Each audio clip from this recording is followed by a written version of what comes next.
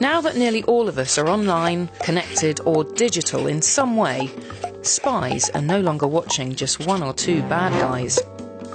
Instead, the UK and US governments are both collecting massive amounts of information from the things we do on our phones and over the internet.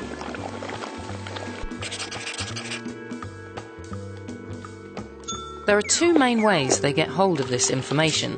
One way is working with the companies that run these systems and tap the cables that are vital for moving all this information around. They can then sift through the huge amount of data they gather and all the messages that are there and store them in massive computer databases. Their other technique involves using their relationships with technology companies to get hold of things like emails, messages or other information straight from their US servers.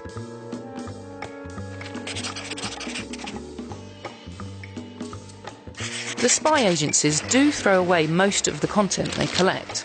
They keep that on their systems for about 3 days, then discard everything that's not from one of their targets. Metadata, though, who sent a message, who it was to, when it was sent and more, is a different matter. The agencies keep almost all the metadata they see for around a month in the UK and up to a year in the US. That lets them build up profiles of millions of people, who talks to who knows who, and where people are if need be. These revelations pose many questions.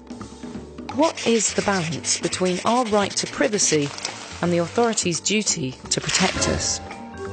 Governments in America and the UK argue that these surveillance programs help keep us safe from terrorism.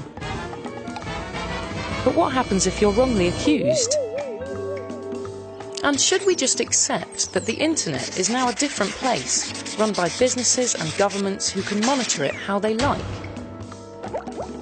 Now that you know you're being watched, how does that change your behaviour, how you talk to your friends, and how much you trust the world around you? These revelations have changed the internet for us forever. Does privacy have a future online at all?